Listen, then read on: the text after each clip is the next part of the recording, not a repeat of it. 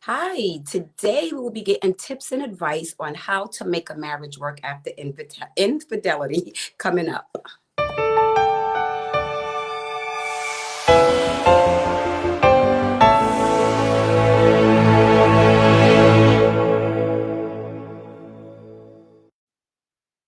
Thank you so much for joining me today. I am Mel, your host of the Love Manual podcast. This podcast is designed to help individuals in the relationship field, love and life, and trying to give tips and advice so that way people can have one place to come for all of that information. So, thank you so much for joining me on the Love Manual. Today, I'm going to have the pleasure of speaking with Mr. and Mrs. Whitfield, who overcame infidelity, and they're going to give us some information on how they made that possible with the help of John Weiman. So please help me introduce Mr. and Mrs. Whitfield to the show. Hi guys, Hey, Hi, how you doing today? all right. doing good. Doing good. Happy it's Friday, right? Yes, indeed. Yeah. Yes, indeed. Absolutely. So I appreciate you guys being here with me today and giving all the viewers and listeners a little bit of information about, some of the things that you guys struggle through in your relationship. So please, can you tell the viewers and listeners a little bit about yourselves? He's like, you want to start first? Hi, my name is Leslie Whitfield. I have been married to Sally for 12 years. Um, we have had the pleasure of being clients of John Wyman, and with his practice of counseling, we have managed to repair our marriage. Um, yeah, uh, It's I guess, okay. I guess, what you saying, tell a little bit about what we do Yeah. or about, well, I'm a hospice aide. I take care of, dying patients, Hmm. or patients who are on the verge of getting ready to pass on. Mm. That's how I met my wife. I met my wife and, working in the nursing facilities. Before she became a nurse, she was a medicine aide slash GNA, and I was a GNA, and that's where I met her at working in that nurse facility. Okay. So how long have you two known each other? Um, well, we've been married for 12, 15 yeah, 15 years, yeah, Wow. Do you share kids together, huh? yeah, yeah. We Okay. um my wife has two, and I have four. Nice little Brady Bunch package, right? Yeah. All right. Well, that's cool. So, okay. So I want to get right into it really quickly. I know that, we're talking about infidelity and how to recover from it, but Sally, at what point in your relationship did you feel like a disconnect that led certain things to happen? If you want to explain what went on. Well, a lot of the disconnection wasn't my wife. Now Mhm, that now that I think about a lot of things. A lot of the disconnect came from myself, and not mm, me not recognizing myself, and me not knowing how to handle situations when they came occurred, and I just start resorting to old habits. Um, from me being hurt, or me not being selfish, um, mhm. me just thinking about me and nobody else and their feelings. So, Yeah. that's how that came about. I wouldn't say that it was a disconnect because my wife Mhm. was always here. It was just me. Right. And so I guess, some spouses, they step out because of certain things. So what was really the reason? If there was really no disconnect, is it just because you know, wanted to sow your oats some more, or was it? I mean, I don't really know what it was. It's no, it's like this. Yeah, with some people, when they say they have a fast, they try to point the finger at the spouse instead of checking themselves Hmm. and trying to try to get to the root of the problem or the situation. My excuse used to be my wife, kids, because Hmm. me moving in and us, you know, just being a starting family and how I was brought up is different from how my wife bring upbringing. Right. So I already went in instead of me trying to adjust and adapt. I already went into the house, established myself as being the alpha male. Okay. Yeah, it's about what I say. It's no back lip, none of that. So when I felt like I didn't have no support and I wasn't, you know, feeling no support from my wife, then that's when I was feeling myself, or I was disconnecting myself away from my wife because And I was feeling like she wasn't with me. wow. That's really important because a lot of men do get into relationships with women that already have children, and it is a hard adjustment, you know. So I think that with, you know, the communication and everything like that, it would be helpful to, you know, I guess approach your mate and say, well, this is how I feel and how can we work it out. And sometimes women don't really hear that. You know, Hmm. sometimes women don't hear a man's cry. So, Hmm. you know, I guess that's when they seek, you know, support in others. Leslie, so how did you find out that Solly was actually stepping out of the marriage? Well, initially, um, Sally was working at a place that I previously worked, and I sent him there because it was a good place. And my girlfriend uh, was currently working there, and Mhm. she had left, and she had told me that she had heard a rumor that Sully was having an affair with someone, and that the person was pregnant for him. And Mhm. she said she didn't want to say anything at first, but it kept pulling at her heart, and then she finally told me. And when she told me, um, uh, she was the first person to say that, if it is true that your marriage can still survive. So at that point in time, it was like February, and we were sitting in the living room one day, and we were watching the snowfall, and somehow we started talking about kids, and I said, "Is it true that you only have one kid, which is his biological daughter?" Mhm. And he said, "Yeah, you know that." And I said, "Well, I heard a rumor that, you have somebody on the job pregnant for you." Mhm. And he was like, "No, that's not true." And when I tell you, I left it in God's hands. I never double checked. I never called any of my friends up on a job. I never checked anything else. I never thought about it again. My husband said, "No, that was it. That was all."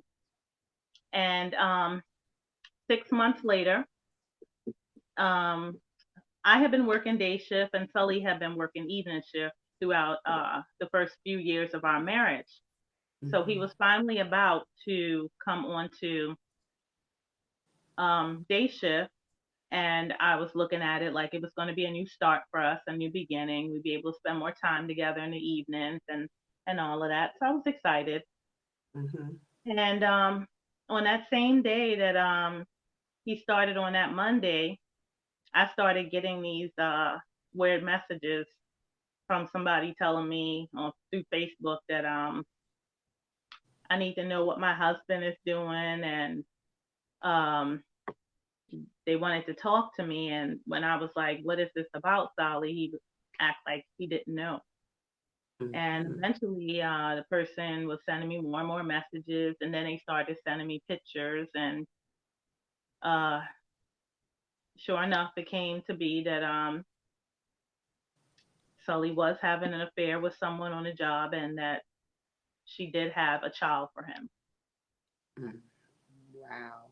So, okay. So after the birth of the baby, Sally, how did you feel about this whole situation? Not now that your wife knows about it. How did you feel about that?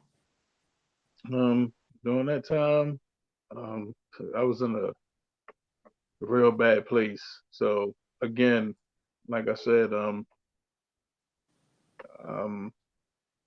I guess I was feeling remorse in my own special way, in a Mm. certain way. I didn't want to see her hurt, but at the same time, I was like, oh well, it's out now. She know about it, so we gonna get through it. We gonna get through it. Um, that was my mentality during that time.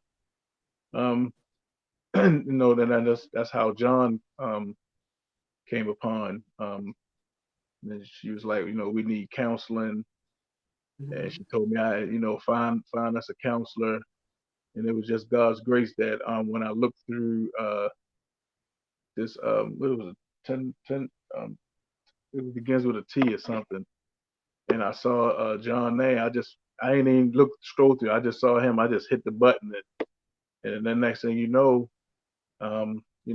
had set up an appointment to go see him. So we went to go see him. The Mhm. first session was a breakthrough session. We sat there for hours and talked. Um, didn't really during that time. During that time, the counseling that we got from John was what we needed for then, right then and there. Mhm. To help us to establish and start building a foundation for the recovering of our marriage.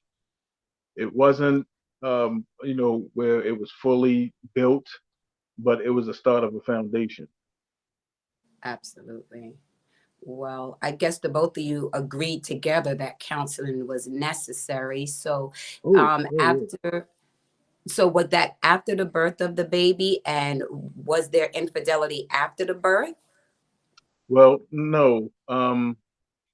That day, the day that I had moved to morning shift, as my wife was stated, that was the day that I had like ended it with my son's mother. So, Mhm. she felt as though that, me doing that, then, she had the ammunition to come forth and to throw, all the ammo that she had and try to destroy my marriage, Wow. So yeah, Yeah. so and the main thing was like, I mean, we both wasn't saints. I mean, my son mother, she's married too. So, it wasn't no future, but like I said, Yeah. That's that's how this. that's how it was played. The hand was played. Wow. So, Leslie, I guess throughout this whole process now, you're accepting of the son because of the place where you guys were at that time. So, how are you feeling about that whole outcome? Um, of course, it was devastating because we both had gotten, when we got married later in life. We both had adult children. We talked about, not having any more children, and we were Mhm. both in agreement with that. And then Yeah. to find out that he had got someone pregnant was Hmm. extremely devastating to me. Um, I I don't feel any animosity towards um, the child. It's not his fault. And he is a victim of circumstance. Hmm. Um, And how old is he now? 6.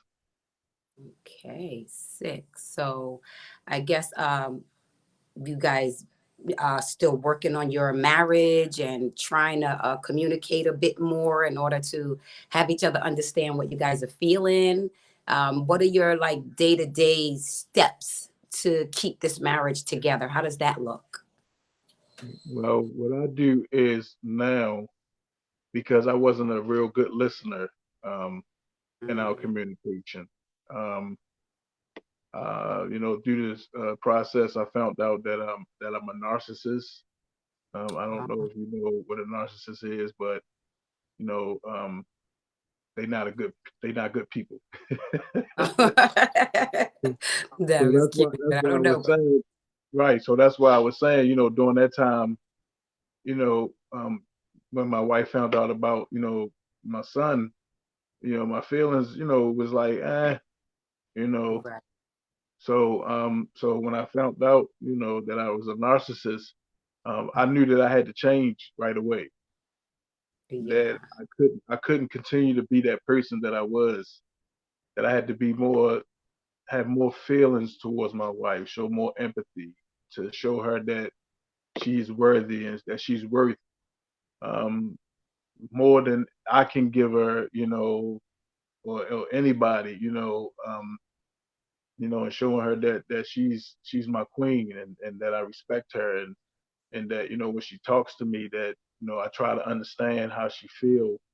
When we used to have conversations, when my wife used to talk to me, I used to throw things back in her face when she would be vulnerable to me and tell me things. I used to be an idiot doing stuff like that.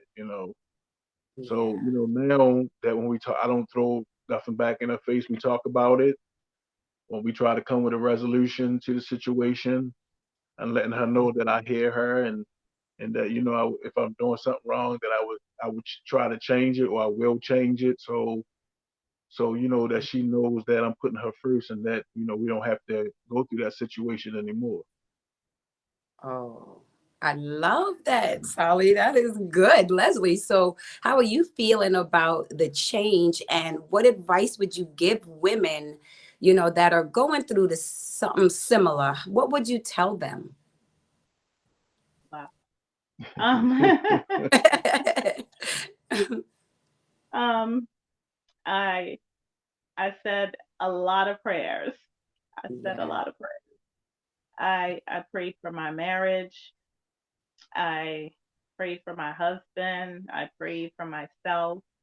I asked God to uh, show me the way to love my husband, that he would accept it.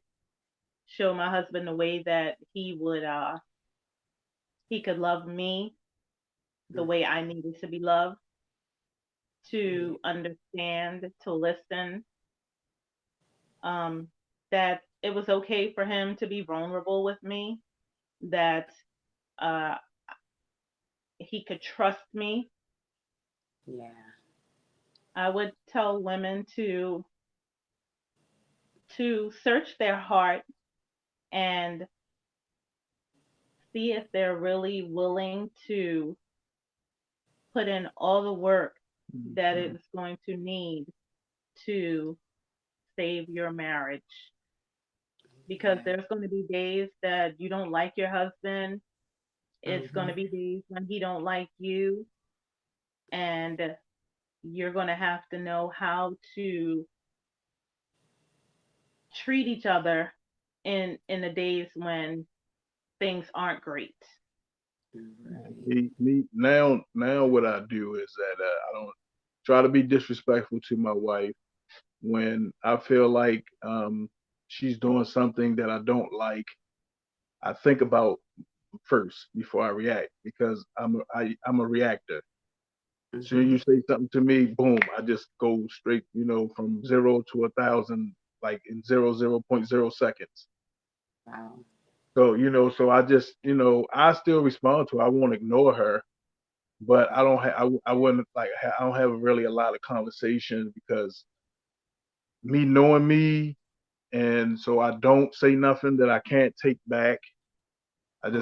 just need a moment. I just need a moment, to process what happened and to think about it, and to know, if sit there and think about if it's something that I need to talk about, or I just let it go. I mean, the main things I can't leave this out, is that we incorporated God into our marriage and into Mhm. our lives as well, because a marriage can't survive without Him. It Absolutely. cannot survive without God. You have to have God incorporated into your marriage. That's Absolutely. number one.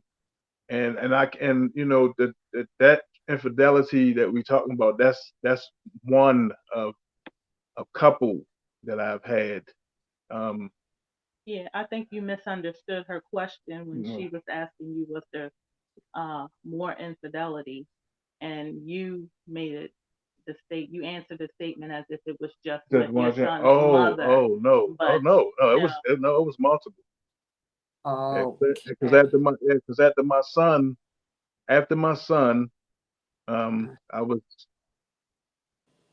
Uh, it was 3 years after my first infidelity that I stepped back out again. Okay. So last year, from yeah, last year, well, from 19, like the end of 2019 to the beginning of 2020, I Mm-hmm. had multiple affairs with three different women. And on January the 6th of 2020 was what's the day that really, really shook my foundation, and that really, really opened up my eyes. And God had let me see that I could lose everything that I worked hard for, and that how awesome of a woman that I have as my wife. And Mm-hmm. she caught me straight up. It wasn't, I couldn't say no, it wasn't me, I didn't do it. She caught me in the act in a hotel with another woman. Wow. And the look on her face that day, and the more hurt that I caused her from something that I said I wasn't going to do again, but she found out about my son, Uh-huh. that I just pretty much just picked up mud and just slapped it in her face. Wow. And, and Leslie, you're just like so, oh my gosh, you're such a lady. I mean, to, stand by your husband. Of course, God is the keeper, He is the one, but you're just like, Hold on now. I'm Hold sorry. on, because uh, I was not standing by him. Okay. After the infidelity with his son, and I said, if you do it again, Uh-huh. there is nothing to talk about. There is no conversation to be had. No, I'm sorry, no excuses, no anything. Yeah. And when I caught my husband at the hotel, um, my husband came home and act like nothing happened. He put on his loungewear and was sitting on the bed watching TV, and he act like the whole situation just did not occur. Um, so I ended up having him removed from our home that night, and Wow. me and my children packed up all his things. And when he came back to get some of his things, he thought for a couple of nights, so all of his things was packed up in trash bags right near the door. And Wow. yeah, I was done. On that day, I was completely done. Yeah, she was serious. It was over for me. It was completely Yeah. over for me. Um Wow. and um We had to go to court, and he didn't show up for court, and it was just over for me. So I was like, okay, I'm gonna be like, how do I get a divorce? Because obviously he doesn't want to be in this marriage. Obviously, I am not what he wants. I'm Right. not, I start, feeling like just real bad about myself. Like, what did I do wrong? What could I have done better? Kind of Right. thing. And then he called me at work. Uh, he couldn't call my cell phone. So he called me at work, and he said that he was sorry he missed the court date, and he didn't want me to think that because he missed the court date, he wasn't interested in saving his marriage. Um, at that point in time, I didn't care. I didn't want to hear nothing he had to say anyway. But he kept talking, and what I realized was that his voice had changed. He had always been super aggressive when he was talking to me, Hmm. real harsh, like he was talking to his homeboys. And his voice had changed that day.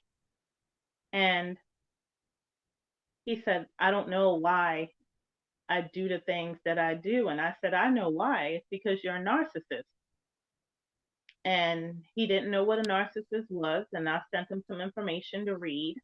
Hmm. And everything that was listed on the bullets from the Mayo Clinic, for every single bullet, I could think of a situation that pertained to him. And I was like, oh my God. So, so he read it. He said the same thing. And then he had called John, and John confirmed the same thing. Wow. That And yeah. that's something. Wow. So And the that you were, yeah, the infidelity. basically Hmm. led to a mental health diagnosis. Now, I'm Hmm. not diagnosing because that's beyond my scope of practice. I am a nurse, but I'm not diagnosing. I'm just saying that all of the descriptions fit him to a T. I know that was like when you was looking over that pamphlet, you was like, oh yeah, definitely got to give this to him. So um, I guess, that was pretty good of you to actually give him the information to try to help him, along with this process. Were you still thinking about divorce at that time when you gave him the information and then he decided, yeah, this is probably who I am, a narcissist? Did you still want to go through with the divorce, or did you try to, you know, stop it for a No, second to see if he was going to it was adapt? it was definitely it was definitely still on my mind, Mel. Like I'm not putting myself through this. Mm-hmm. One of the things about narcissists that is widely spread is that narcissists do not change. They don't Right. change because they don't admit that they have anything wrong with them. So, Absolutely. I'm sorry, man. I gotta use the bathroom. Be right back. That is okay. Duty calls.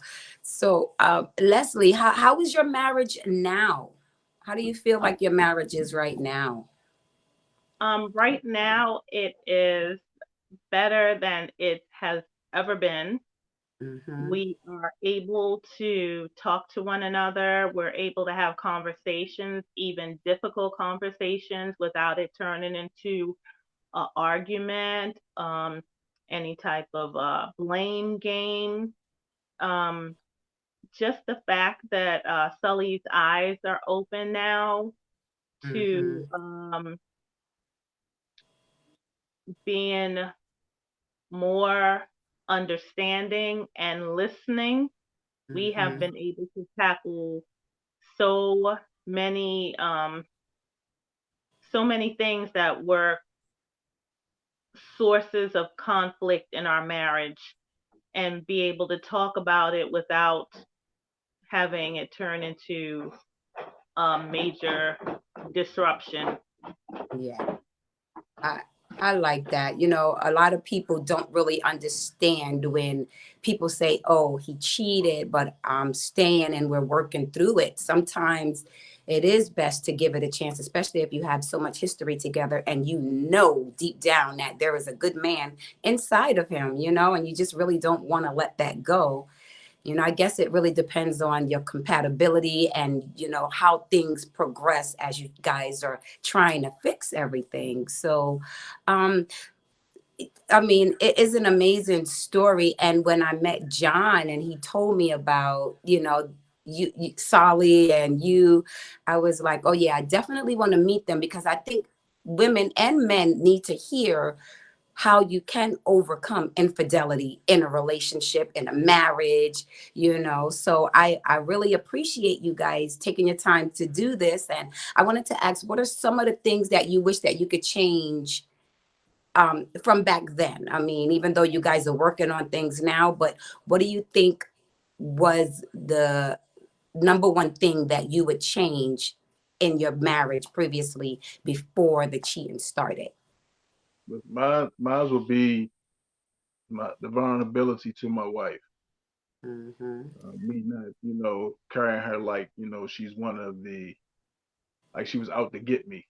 Cause I mean, I've been hurt in the past, and a lot of my narcissistic um, habits come from me being hurt and me not caring about nobody's feelings because, my feelings was hurt. So, it was Mm-hmm. like, whether you give me what I want, if you don't give me what I want, then okay, I Mhm, do what I need to do, to make me happy. Instead of me mm, working as a team and recognizing my wife as my partner, mhm. I just looked at her as, that's okay. She's my wife, and you know, and me finding out that I was a narcissist, um, might would have helped out a lot too, and us Yeah, in our communication and me being able to communicate because I didn't know how to communicate. yeah. And that's like one of the most important things in a relationship, you know, next to chemistry and, you know, that communication level. So I know that we talked so much about John. I really am so happy that he agreed to bless our podcast with his presence, and he's going to give us a little bit of information on how he actually helped you guys work through this infidelity in your relationship, Solly and Leslie. So John is here. Please help me welcome him to the show. John, where are Hey, you? Thanks, John. Unmute your mic, John. Sally told me to keep it muted. Solly told him to be silent. So He's told me John, that before. oh, well, we definitely need your input today, and we're so happy that you were able to join us, number one, and we're happy that you were able to help Leslie and Solly, you know, out of this predicament that they were in with the infidelity. Can you just give us a little bit of information on how you helped them through this whole process? Absolutely. I'm going to say some things that Sally and Leslie I've never told them. Let me turn this a little bit. But when I first met Sally and Leslie, Sally was an intimidating guy. Um, he came from the streets, and Mhm, as I would ask, what's going on? Why did he do this? And trying to understand it all.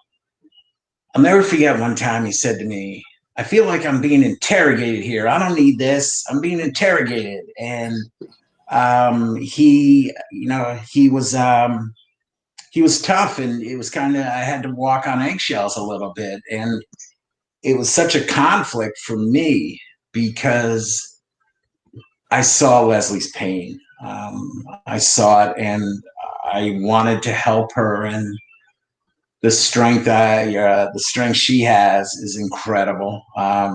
She, just hoped for a marriage and looked to me to give some guidance. And one of the things I was so impressed with, well, I'll go to Solly first. He After he was caught in the motel, he called me and he said, "Can I see you right away?" And I said, "Yeah, of course, come over." Mm-hmm. And Solly, as this intimidating figure, he, my dog Rusty, and Rusty's a shelter dog, and Rusty was terrified of Solly, terrified. He would hear his car door and literally run upstairs and hide under his bed. And I don't know if Solly ever knew that, but that's what Rusty would do. And Solly came in to my office and he broke down and cried like a baby. Wow. He was just he was so sad about what had happened and where his life was. And Rusty, who was terrified, absolutely terrified of Solly, ran down 2 flights of stairs and ran into the room and jumped in his lap. And right there, and I hope I can show this to you.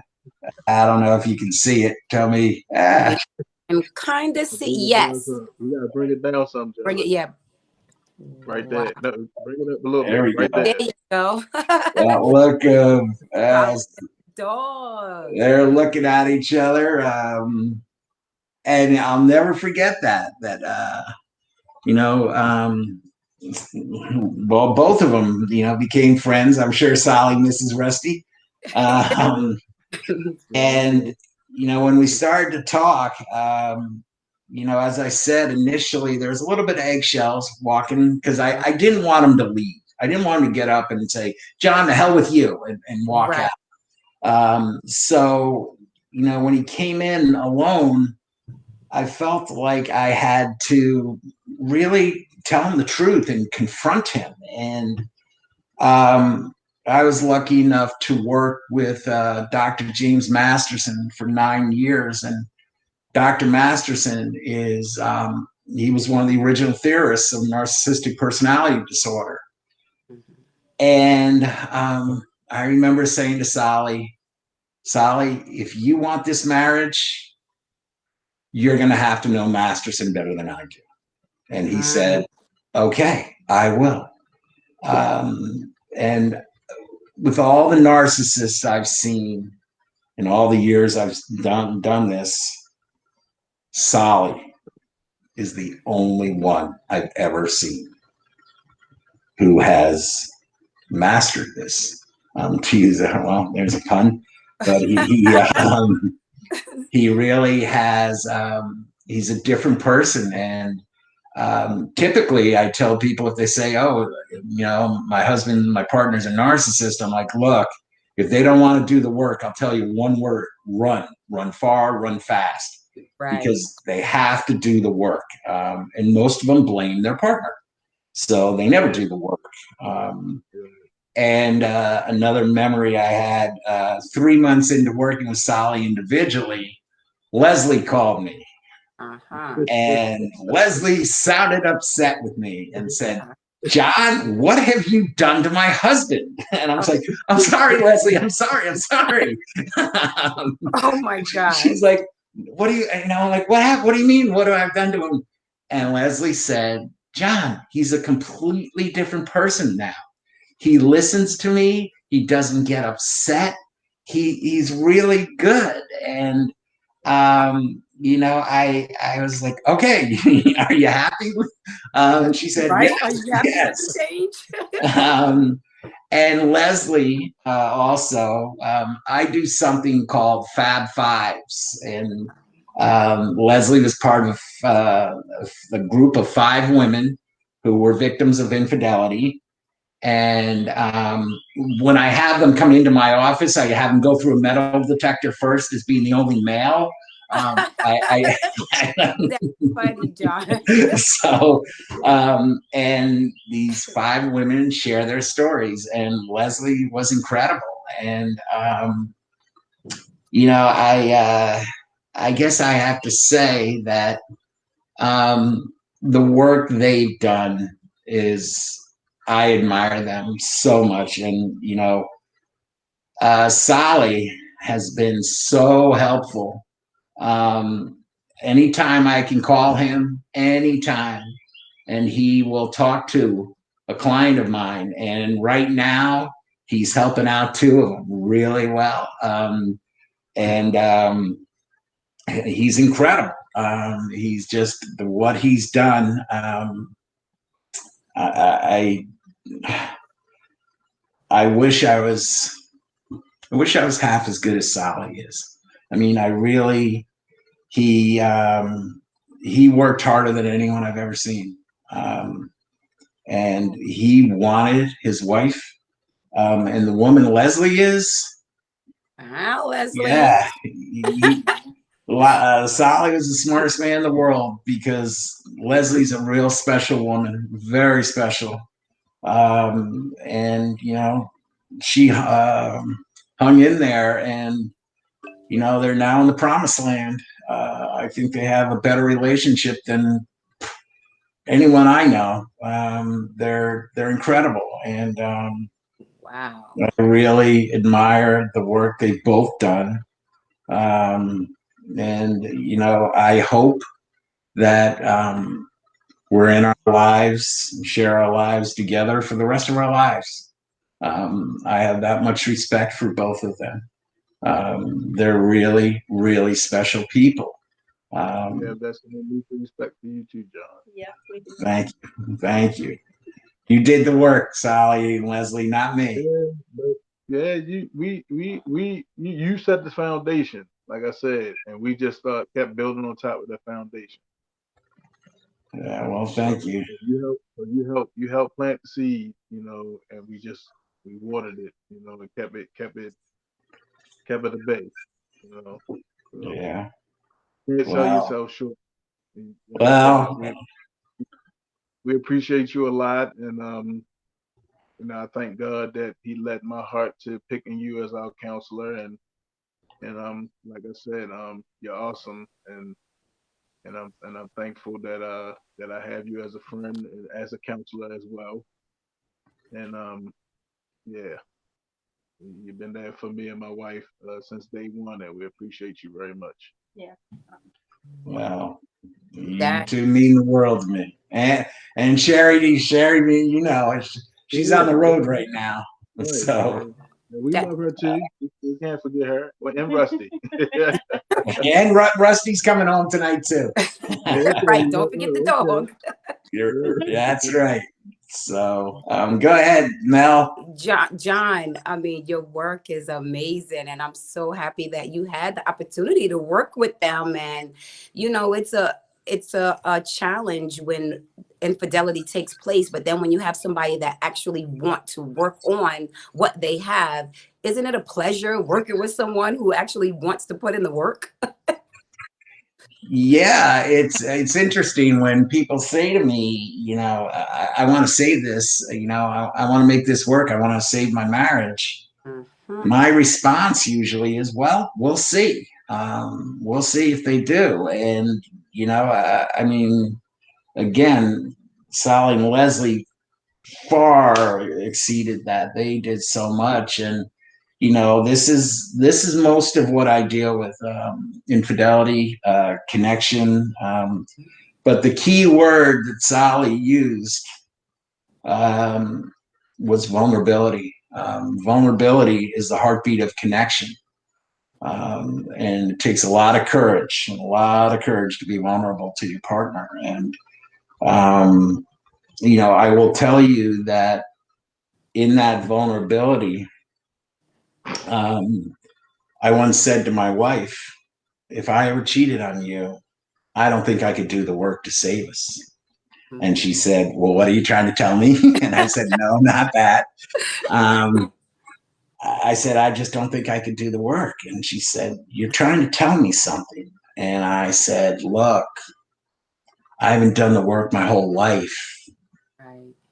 She said, what are you saying? I said, I'm telling you, I haven't done the work my whole life. I went to this elite private school I came from this family that went to Princeton.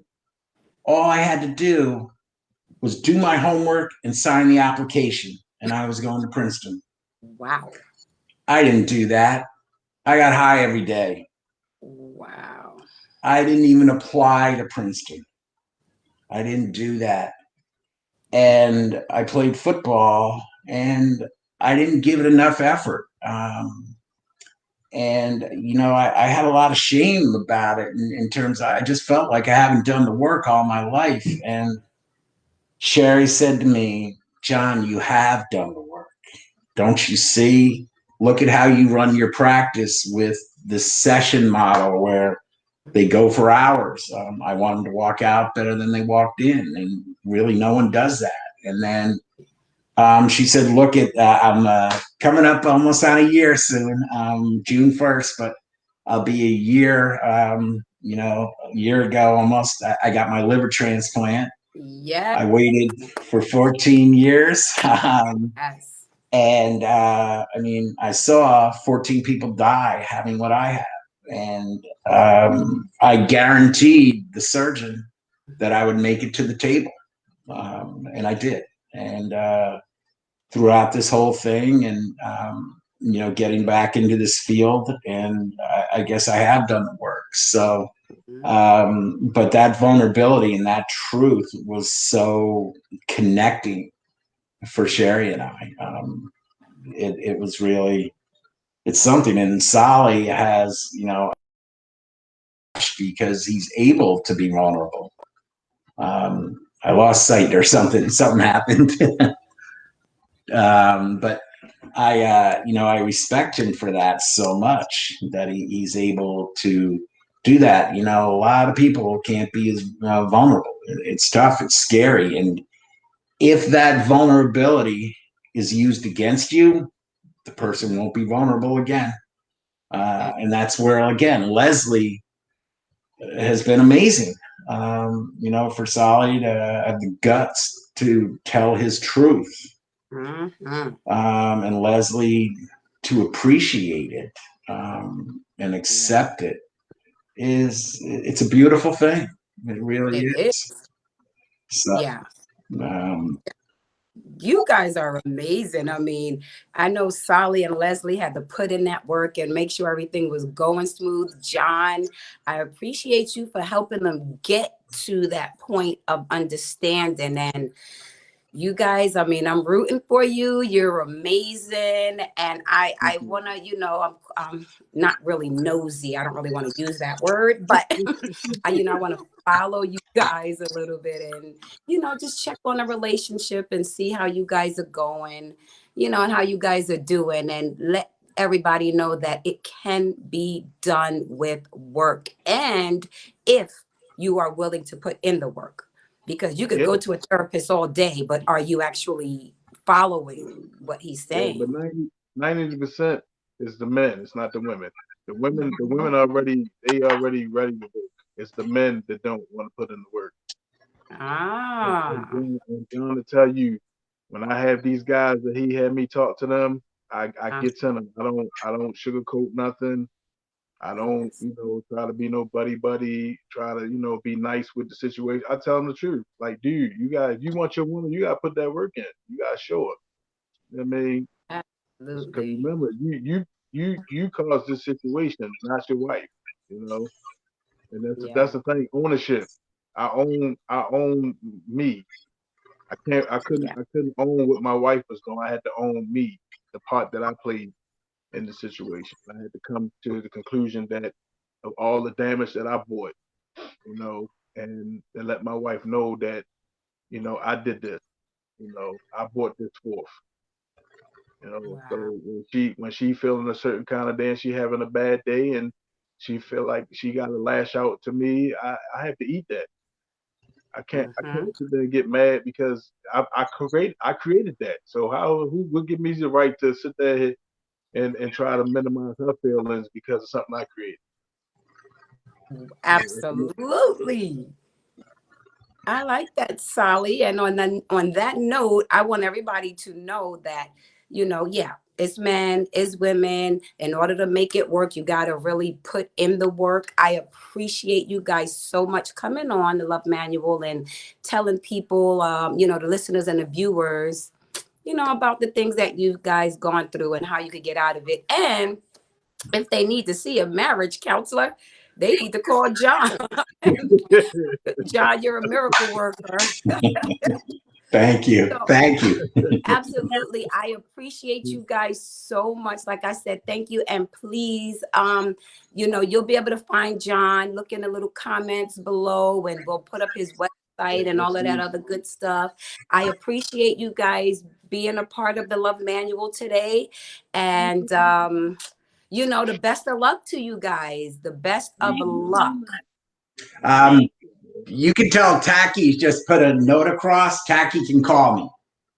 All right, Tacky, call, please. John, we're going to put John's information up. And I mean, he's a miracle worker. Look at Sally and Leslie, and they're living proof that counseling can work after infidelity. So I thank you, Leslie and Sally and John.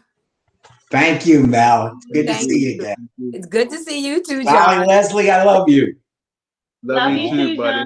All right. Good seeing you. Take it easy. All right. Bye-bye. Bye. Wow. What'd you think? That was good. It was amazing. Yes. So now we do know that love can happen after infidelity. You can get your relationship back. So I appreciate everybody tuning in. Please don't forget to subscribe on YouTube. You'll be able to rewatch this again for the replay. Don't forget to like, don't forget to share, and don't forget to comment. And check out John. I mean, he's amazing. You'll be able to find all of his information in our little put together at the bottom of the screen. So please subscribe, like, share. Thank you so much. Tune into the next episode of the Love Manual podcast. We'll have more tips and advice for you about love, relationships, and life. Thank you.